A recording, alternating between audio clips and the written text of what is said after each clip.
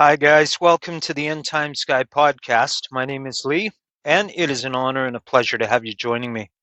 We all together are brothers and sisters, faced with the same fate, the fate of a declining world, the fate of God's wrath being poured out on a disobedient people.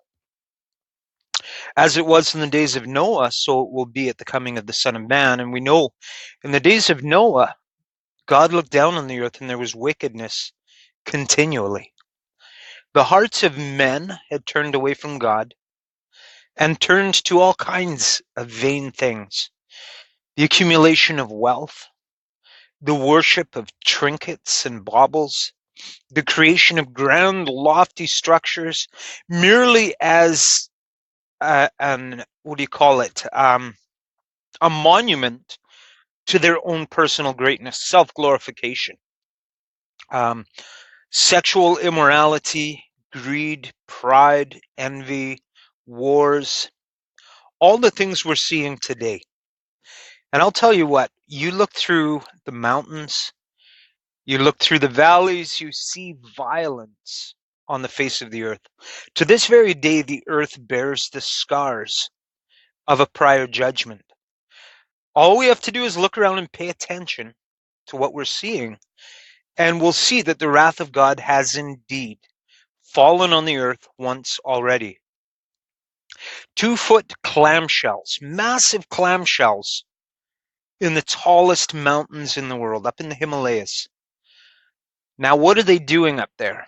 As I've said before, everywhere I go through the Rocky Mountains, I see 200 feet of sediment sloughed up against the shoulders of tall mountains, as if it had to have been deposited instantly. The Grand Canyon, they say the Colorado River carved that, and it's complete nonsense because it would have had to have flowed uphill several thousand feet for millions and millions of years to carve the Grand Canyon. I guarantee you the Colorado River didn't climb thousands of feet in elevation while it was carving the Grand Canyon.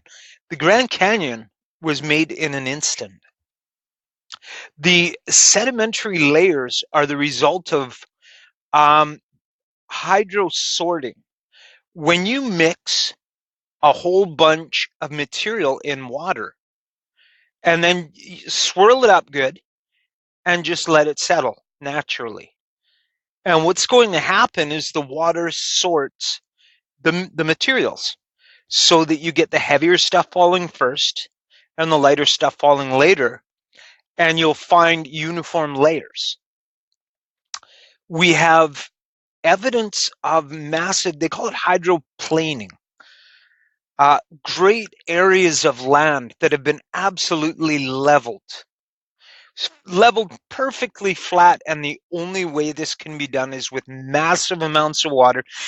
Imagine a wave coming up on the beach. You put your foot in the sand, you dig a little hole, and the wave comes in, and when it goes back out, it's perfectly level.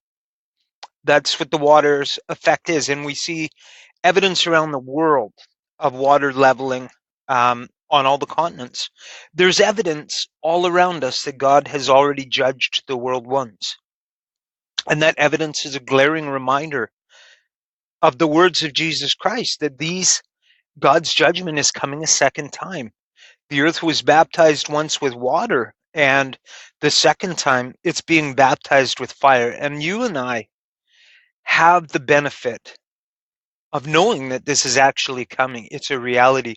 As Noah put his faith in God, Noah believed God and began to prepare for something that the people around him thought was nonsense. They scoffed, they mocked. Noah, you fool, what are you doing? But Noah carried on. Noah was faithful to God, not to man, and he carried on doing what he knew to be right. Now, we really have to be like Noah right now.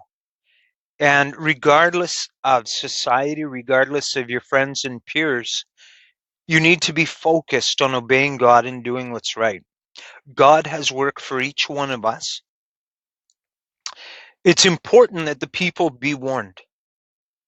You know, even at the darkest part of the tribulation period, God sends the two witnesses.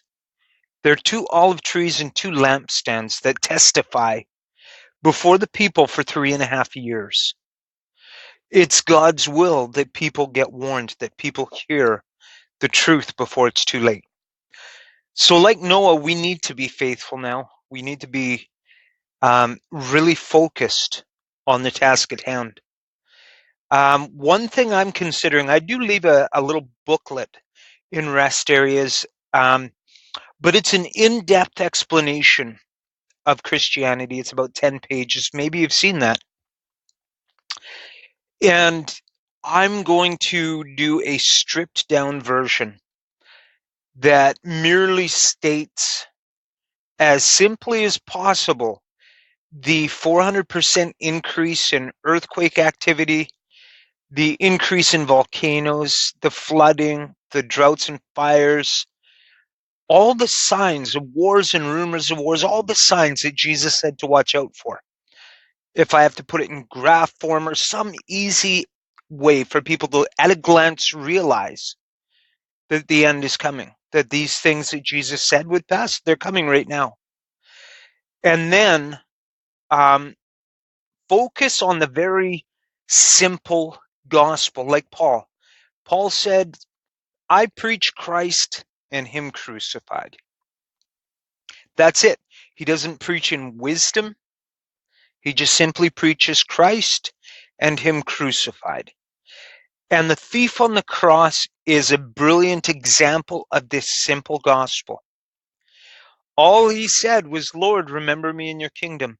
That's all the religion that man had time for. That's all the religion in his life summed up in 6 words. And you know what? It was the gospel. He confessed with his mouth that Jesus Christ is Lord, and he believed in his heart that God was going to raise Jesus from the dead. And that's the gospel. That's all that's required of man. The gospel is so simple on our end. On God's end, it's the absolute changing of a human being from the ground up. It's a tremendous work for God, but for us, it's very simple. So I'm going to do a little leaflet, just a little, as small as easily understood as possible, and get it out everywhere I can. And I hope you'll consider doing something like that. We have tremendous means to spread the gospel with the use of Facebook and Twitter, YouTube. We can, honestly, rather than trying to draw an audience to ourselves, it's better to go and leave comments. Go and drop a comment on a Twitter feed, and you'll be able to get the message to many more people, which I've taken up doing, and I definitely reach more people than if I were to try and make a YouTube channel and hopefully draw people to it. It's not as gratifying. You don't have followers or anything, but getting followers isn't the point. Getting the message to people is the point. Now, Satan is using the social media platforms very well, incredibly well. His ministers, and believe me, he's got ministers. He's got many ministers, and they're effective, they're determined, and they're passionate in attacking Christianity, attacking creationism, attacking everything to do with the morality and faith of nations. And we think that we're supposed to be out on the streets face to face. I think the devil is ahead of us. If only we were as shrewd as a serpent. Maybe gentle as doves, but certainly not as shrewd as serpents. Why aren't we using the same media platforms as effectively? So, food for thought. I want to share with you a news article today. And I'm sure you've heard the name Greta Thunberg, a Swedish girl. I believe she's 16. She might even be 17 now. Climate activist. And I've heard her called prophetess. And I want to share an article with you that I could not have worded any better myself. It really describes the climate hysteria that we're seeing today. This comes from CBN News. It's Greta Thunberg Funerals for Glaciers and the Human Need to Worship. And CNN reported on a funeral for a glacier in Switzerland. And many people dressed in black and went to mourn the death of a glacier. And in the CBN article, they quote French philosopher Pascal Bruckner, the author of The Fanaticism of the Apocalypse, Save the Earth, Punish Human Beings. That's quite a title to his book. But he goes on to say, radical environmentalism has become a pagan religion. And he's absolutely right. This is filling the need for faith, the need for religion, the need for a connection to the divine. This is, you see, they haven't heard the gospel, but they do have that emptiness inside of them, that need to have faith in a higher power. And he goes on to say that the environmental movement uses all the elements of traditional religion, especially the theme of the apocalypse. You have this culture of fear. You have sinned. Now you have to be punished. Meanwhile, the media is all in a tizzy about Greta Thunberg, the 16-year-old Swedish prophetess of doom who came to New York to give the world a final warning: repent or face climate judgment. Well, we've had these warnings before. In 1932, we were warned of global warming, that the glaciers were melting and soon cities would be flooding. But after that, the earth got cold. In 1970s, we were warned the earth is entering a new ice age. This was the climate hysteria of the 1970s. But if you look at that and you are skeptical, which is natural, if we seem to have a 40-year cycle of heating and cooling, then we are in fact 10 years into the cooling phase now. But if you dare to mention that maybe this is cyclical, um, climate denial is religious heresy to a generation of wealthy, empty, spiritually confused people in desperate need of a new salvation story. I just love the way that was worded. The article was very good. And this really is it. This is their religion. This is their salvation is in their hands. They need to go out and save the planet. That is their religion. That is their faith. And inside of us is the knowledge of good and evil and the desire to do good. Deep down in all of us is an awareness of God. We all know that God is real. And some people try to connect with God through just being a good person. They don't want to go too deep. They don't want to get so involved to the point of losing control of self, losing self-will. They want to live their life for their own comforts and pleasures. They don't want to get so immersed in religion that they lose touch with their main ambition in life. But these people are finding something to fill that void inside, something to make them feel whole, but it's the wrong something. If we read the scriptures, we know that these things are bound to come on the face of the earth. Jesus said there would be wars and rumors of wars, there would be earthquakes, there would be droughts and famines in various places. We're seeing all of these things as Jesus said we would. So they have chosen a path that is totally futile. They cannot change the direction of the earth. It is destined to continue to spiral out of control. It's only going to get worse. The four horsemen of the apocalypse are beginning to ride, I believe. And that means that we're going to see increased wars and rumors of wars, increased false religions, false teachers, false messiahs, increase in famines and floods and droughts and fires, and an increase in pestilence. And we're seeing that beginning to escalate as well. Ebola, there was a outbreak of some kind. They don't even know what it is. I believe it's in the Bikini Islands. People are dying, and no one knows what the virus is. But it moves very quickly. Within 48 hours, a fully healthy person is dead, and it's a horrific death.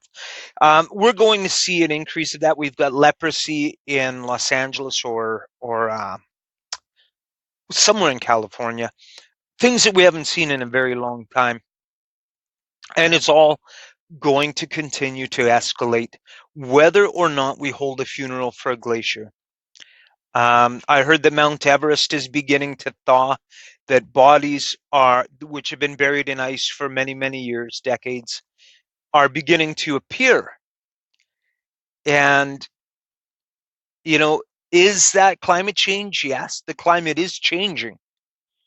It's changing. It's getting more and more tumultuous, more and more unpredictable. And this is all about revelation. It's all about prophecy. It's all about signs that the Lord is sending us to be ready. It's got nothing to do with carbon dioxide. We can shut off all the carbon dioxide right now, and it's not going to change anything. One climate activist, it's not fair to call him a climate activist. He was a very sensible young man.